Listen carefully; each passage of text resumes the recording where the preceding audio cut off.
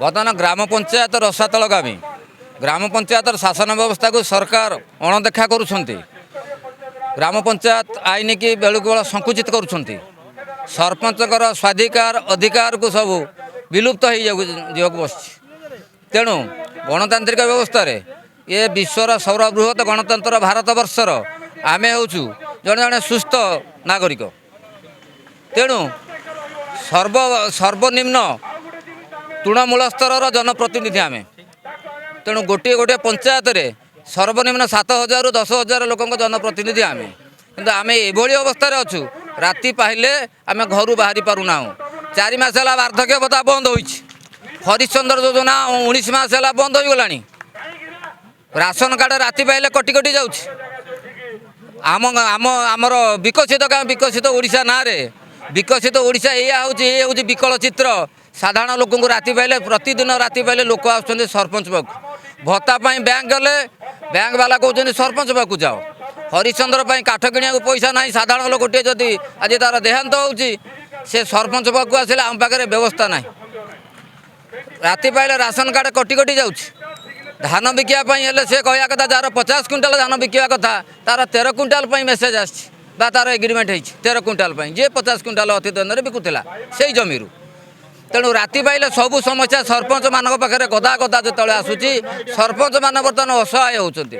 ସରକାରଙ୍କ ସହିତ 12 ପର୍ଯ୍ୟାୟ ଆଲୋଚନା ସରିଲାଣି ସରପଞ୍ଚ ସଂଘ ପ୍ରତିନିଧିଙ୍କ ସହିତ, କୌଣସି ନିର୍ଯାସ ବାହାରି ପାରୁନାହିଁ। ସରକାର କହୁଛନ୍ତି ଆମ ପାଖରେ ପଇସା ନାହିଁ, କିନ୍ତୁ ତାଙ୍କ ପାଇଁ 3,45,000 ଟଙ୍କାର ଦରମା ବିଲ୍ ବିଧାନସଭାରେ ପାରିତ ହେଉଛି। ଏ କେଉଁ ପ୍ରକାର କଥା? ସରପଞ୍ଚଙ୍କ ପାଇଁ ପଇସା ନାହିଁ, ଗ୍ରାମ ପଞ୍ଚାୟତ ପାଇଁ ପଇସା ନାହିଁ, ସାଧାରଣ ଲୋକଙ୍କ ପାଇଁ ପଇସା ନାହିଁ। ମାନେ କୌଣସି ପ୍ରକାର ଜନବିକାଶ ଜନକଲ୍ୟାଣ ଯୋଜନା ପାଇଁ ସରକାରଙ୍କ ପାଖରେ ପଇସା ନାହିଁ। କିନ୍ତୁ ବିଧାୟକମାନେ ତାଙ୍କର ଦରମା ନେବା ପାଇଁ, ତାଙ୍କର ଭତ୍ତା ନେବା ପାଇଁ, ତାଙ୍କର ମୋବାଇଲ ଚାର୍ଜ ନେବା ପାଇଁ 3,45,000 ପର୍ଯ୍ୟନ୍ତ ତାଙ୍କର ମଧ୍ୟ ମାନସିକତା ଅଛି ତାକୁ ନେବା ପାଇଁ।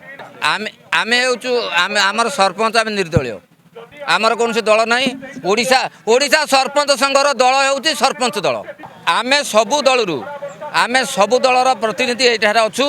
ଯିଏ ଯେଉଁ ଦଳରୁ ଆସିଛି ସେ ଦଳରୁ ତାର ମୂଳରୁ ଥାଏ ତାର ଏଇ ଦଳର ସେ ପ୍ରାର୍ଥୀ, କିନ୍ତୁ ନିର୍ବାଚିତ ହେଲା ପରେ ସିଏ ହୁଏ ସାରା ପଞ୍ଚାୟତର ପ୍ରତିନିଧି। ତେଣୁ ସରପଞ୍ଚଙ୍କର କୌଣସି ଦଳ ନାହିଁ। ସରପଞ୍ଚର ଦଳ ନାଁ ହେଉଛି ସରପଞ୍ଚ ଦଳ। ଆମେ ଓଡ଼ିଶା ସରପଞ୍ଚ ସଂଘ ହେଉଛୁ ଗୋଟିଏ ପରିବାରର ଭାଇ ଭଉଣୀ।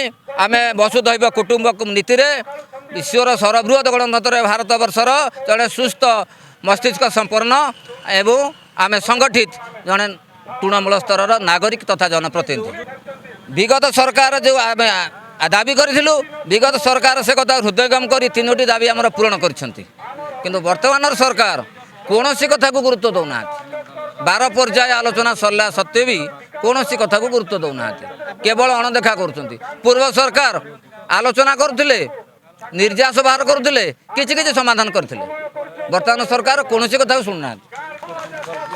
ବିରୋଧ ନାହିଁ, ସରକାରୀ ସ୍ତରରେ ଅବହେଳା ହେତୁ ଲୋକ ପଇସା ପାଉନାହାନ୍ତି। ସରକାରୀ ସ୍ତରରେ ଅବହେଳା। 2026 ମସିହାରୁ 2 ମାସ ପଳେଇଲାଣି, କିନ୍ତୁ 2025 ମସିହାର ପଞ୍ଚାୟତ ଗ୍ରାଣ୍ଟ SFC ଗ୍ରାଣ୍ଟ ଏପର୍ଯ୍ୟନ୍ତ ପହଞ୍ଚି ପାରିଲା ନାହିଁ। ତେଣୁ ପଞ୍ଚାୟତ ମାନେ ସରପଞ୍ଚ ମାନେ ପଞ୍ଚାୟତ ଚଳେଇବେ କେମିତି? ମୁଖ୍ୟ ଦାବି ଅଛି ବା ଜଣେ ଲୋକର ଯଦି ଦେହାନ୍ତ ହେଲା ଆଉ ଜଣେ ଲୋକ ଭତ୍ତା ପାଇବ, ତାକୁ 60 ବର୍ଷ ଛାଡ଼ି 100 ବର୍ଷ ହେଇଗଲେ ବି ସେ ଭତ୍ତା ପାଇପାରିବ ନାହିଁ। ଏଇ ସରକାର କରିଛନ୍ତି, ଆଗରୁ ଏ କଥା କେବେ ନଥିଲା। ଏ କଥା ପାଇଁ ରାତି ପାଇଲେ ଲୋକଟିଏ ଆସୁଛି, ମୋତେ 60 ବର୍ଷ ହେଇଗଲା, ମୁଁ ଭତ୍ତା ଅନଲାଇନରେ ଆପ୍ଲାଏ କରିଛି, ମୋର ବର୍ତ୍ତମାନ ସାଂକ୍ସନ୍ ହେଉନାହିଁ। କିନ୍ତୁ ସରକାରୀ ସ୍ତରରେ କଥା ଏଇଆ ଅଛି, ବର୍ତ୍ତମାନ କଥା ଜଣେ ମଲେ ଜଣେ ଭତ୍ତା ପାଇବ। ଏ ଯେଉଁ କଥା, ଏହା ଅତ୍ୟନ୍ତ ଲଜ୍ଜାଜନକ କଥା ଏବଂ ବିକଳ ଚିତ୍ର। ଆଇନ ପ୍ରାବଧାନ କିଛି ନାହିଁ, କେବଳ ଆଇନ ଗୋଟେ ବାଟ ଯାଉଛି, ସରକାର ଗୋଟେ ବାଟ ଯାଉଛନ୍ତି। ଅଫିସର ମାନଙ୍କୁ ଆଖି କାନ ଦେଖେଇକିରି ଏଇ ବାଟରେ ବଙ୍କେଇ ବୁଲେଇ ନେବା ପାଇଁ ଯୋଜନା କରୁଛନ୍ତି।